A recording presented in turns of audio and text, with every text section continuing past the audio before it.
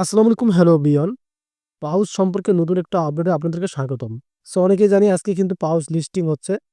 তবে অনেকেরই অ্যাকাউন্টে দেখা যাচ্ছে যে পাউচ তারা কি করছে, টোকেনটা নেই, মানে বাইবিটে।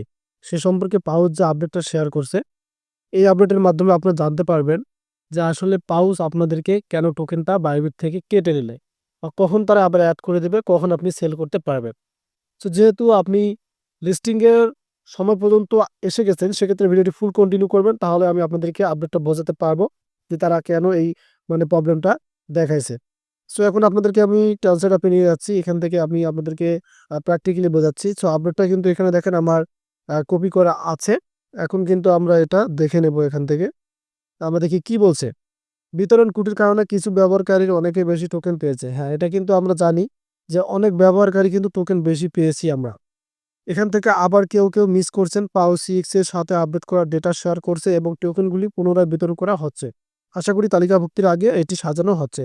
সো তারা এখানে আমাদেরকে সুন্দরভাবে বলে দিল তালিকাভুক্তি মানে লিস্টিং এর যে একটা সময় আছে, এই সময়ের আগে কিন্তু আমাদের তারা বাইবিট বা বিটগেটের মধ্যে টোকেনগুলো বিতরণ করবে। সর্বাধিক স্ক্রিনশট বাইবিটে প্রত্যাহার দেখায় বিটগেট সঠিক পরিমাণ জমা দিয়েছে বলে মনে হচ্ছে। তার মানে আমরা দেখেছি যে বিটগেটের মধ্যে প্রবলেমটা নেই, শুধুমাত্র বাইবিট যারা আমরা এক্সচেঞ্জারে আমাদের ক্লেম করেছিলাম সেটাতেই কিন্তু প্রবলেমটা আমরা দেখতে পারছি। এখন কথা হচ্ছে, নিচে আমরা দেখতে পারতেছি এখানে আপনার টোকেন কি কেটে নেওয়া হয়েছে, এটা কিন্তু অবশ্যই কমেন্টে জানিয়ে দেবেন। সেটা হচ্ছে আমার ভিডিওর কমেন্টে জানিয়ে দিবেন। এখানে আমি কিন্তু এটা সুন্দরভাবে বলে দিয়েছি যে হ্যাঁ বা না, এটা কিন্তু বলে দিয়েছি। So, আশা করি বুঝতে পারছেন যে তারা এখানে কি বললো, যে আমাদেরকে তারা লিস্টিং এর যে আগের সময়টা আছে এর ভিতরেই কিন্তু আমাদের টোকেনটা আমাদের বাইবিটের মধ্যে দিয়ে দিবে। তো আপনারা নিশ্চিত থাকুন এবং আপনারা টোকেনগুলো সেল দিতে পারবেন। ধন্যবাদ।